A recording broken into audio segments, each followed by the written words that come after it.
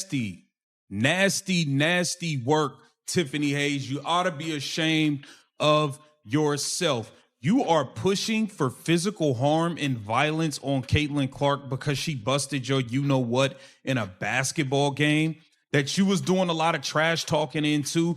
This is nasty work. Professional sports leagues, their legal departments, and their corporate partners treat competitive animosity expressed through basketball with a completely different category of seriousness than behavior that migrates off the court.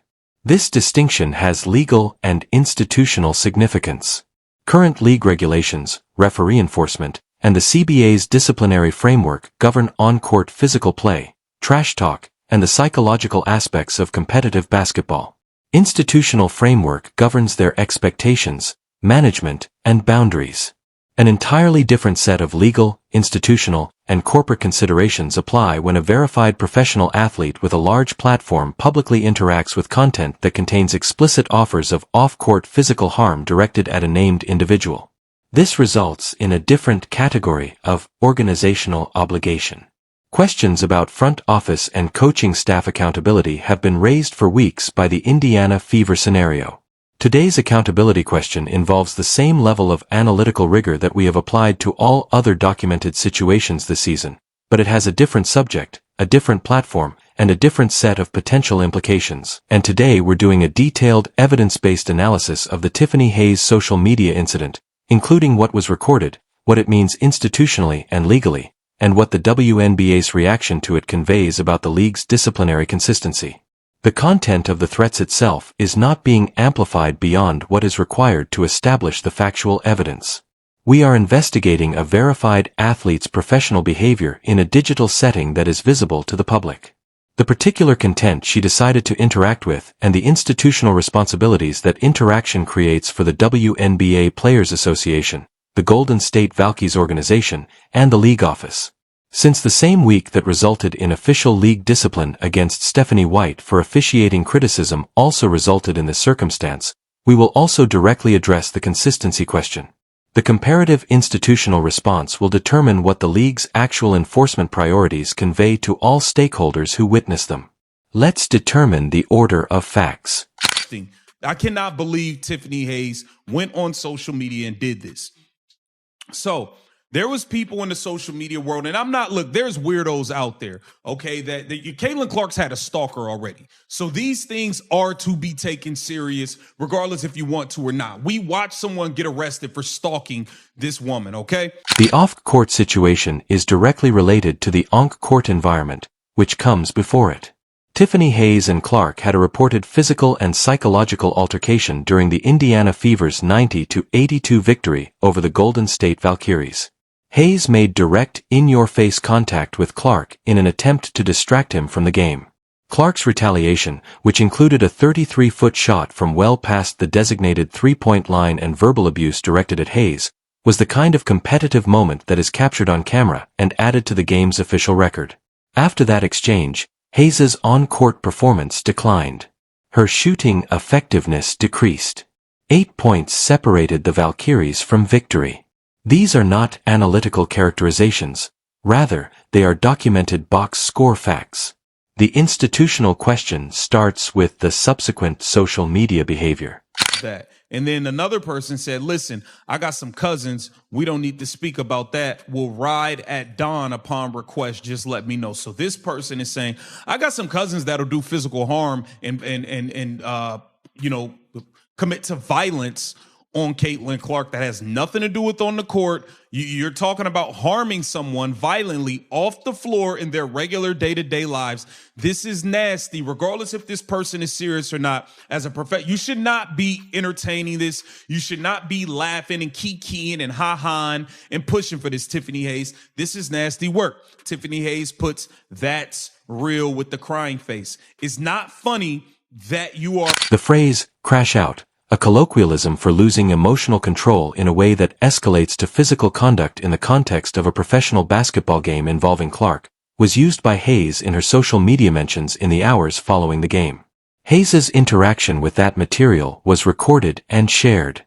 A fan posted a remark that specifically offered to organize family members to physically hurt Clark outside of the basketball environment. This exchange defines the particular legal and institutional threshold of this circumstance. The message's meaning was clear when it was said that it was available at daybreak upon request. It wasn't a metaphor for playing basketball aggressively. It detailed the potential for people to intentionally injure a specific individual in her private life. Hayes' recorded answer to that particular message off the court described it as genuine, accompanied by a funny emoji. For this Tiffany Hayes, this is nasty work. Tiffany Hayes puts "that's real" with the crying face. It's not funny that you are pushing for this. The WNBA needs to come out and suspend her ass right away. Okay, a fine isn't enough. She needs to be fined and suspended immediately. There's no way she should be. Precision is necessary for the institutional study of that particular interaction. In recorded and publicly accessible form, Hayes responded positively to content that specifically detailed the organization of physical violence against an identified person outside of court. The content was not reported by her. She did not denounce it. She did not elaborate on why she thought it was improper. She responded to it with words and an emoji that conveyed support and laughter. It is not a basketball issue for a recognized professional athlete with a large platform to engage in behavior that describes actual harm to a named contemporary. It is an issue of human safety, corporate behavior, and legal liability. In this situation, Clark is not an abstract public figure. She has a history of being the target of stalking events that required the involvement of police authorities. The casual public acceptance of anything detailing off-court harm to her is fundamentally different from a generic social media debate between athletes due to her established personal security background. The endorsement does not occur in a vacuum when a professional with platform prominence reacts favorably to content detailing coordinated bodily damage to an individual with that particular recorded history. It is available to people who could already be inspired to take action in an information-rich environment. Hayes' subsequent actions, which included disabling a large number of accounts that revealed and condemned her interaction with the dangerous material, do not amount to responsibility. It is the digital insulation of a person who realized that her actions had resulted in outcomes she wanted to avoid, but chose not to confront the actions that caused them. This is ridiculous, okay? And now what do you have? Tiffany Hayes can't handle it. And what is Tiffany Hayes doing? Tiffany Hayes is now blocking people on social media because they are calling her out for her immaturity and her lack of professionalism and the stupidity. It's stupid. There is now a distinct, non-deferrable institutional requirement for the Golden State Valkyries organization. For a forthcoming game against the Indiana Fever, they hire the person whose documented public behavior has generated a security situation. That behavior has had a significant impact on the security planning needs for the upcoming Fever Valkyries game. That isn't an impersonal reputational issue.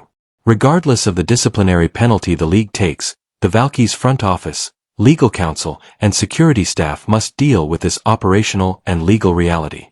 The league office, sponsors, and the media reporting this issue will all read the team's public response to its own players' documented behavior, which is an institutional decision in and of itself. Disgusting. Look at this. At WNBPA, at Kathy Engelberg, at WNBA Commish, at WNBA. Hope you do something about Tiffany Hayes inciting hate with fans on social media and inciting violence. Violence, you guys. The WNBA league office must address the consistency issue, and it is important to do so in a straightforward and analytical manner. Stephanie White received a recorded fine from the league for publicly criticizing officiating within the same 7-day period. The league's usual implementation of its coach conduct standards was demonstrated by the rapid execution and public confirmation of that disciplinary action. The message from the institution was unambiguous. Coaching staff suffer financial repercussions when officiating is criticized by the public. The league is now dealing with a documented instance where a verified player publicly interacted with content that described physical violence against a named contemporary off-court in a way that amounted to affirmative endorsement. The specifics of the two scenarios are not comparable. One is administering criticism. One is behavior that directly affects one's personal safety. However, far than diminishing the significance of the consistency question, this non-equivalency increases it. An organization managing relationships with corporate partners, broadcast partners, and sports wagering partners whose contractual relationships are predicated on the league operating as a serious professional organization cannot sustain the institutional priority signal that is sent if the league's enforcement apparatus reacts to officiating criticism more quickly and visibly than it does to a player's public endorsement of content describing physical harm to another player. Here, the WNBA Players Association has a different institutional responsibility than the leagues. The WNBA exists to safeguard its members' personal and professional interests. One member is Caitlin Clark. One member is Tiffany Hayes. The association's operational commitment to member welfare is defined by how it responds to documented behavior by one member that has documented consequences for another member's personal safety. As different from what organizational language expresses. Analytically, the league office's remedial course is evident. Before the next planned game between these teams, a formal, documented response according to the particular nature of the behavior will be publicly announced in a way that defines the institutional standard and put into effect. Does the minimum reaction align with the league's commitments to institutional legitimacy, corporate partner trust, and player safety? The league has the disciplinary authority to decide how to respond. There is no analytical disagreement about the necessity of a response. Hayes' career path is likewise obvious, but it calls for a level of accountability that her recorded post-event behavior indicates she hasn't yet attained. The minimum step required by professional accountability is a substantive, specific public acknowledgement that the content she engaged with was inappropriate, that her response to it was incorrect, and that she understands why it produced the institutional and public response it did. This acknowledgement must be given without the hostility of ongoing blocking or the diversion of claiming misunderstanding. Her actions have necessitated the start of the personal accountability process, but it does not end the league's institutional duty to properly respond. This issue raises a larger structural question that is worth discussing explicitly.